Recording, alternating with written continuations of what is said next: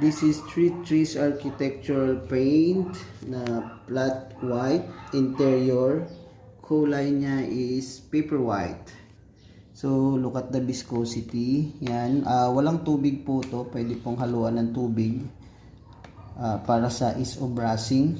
Yan. Pero ito hindi ko na hinaluan. And, in-apply ko siya dyan last Sunday.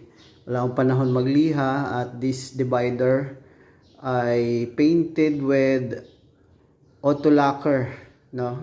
Nakaduko yan.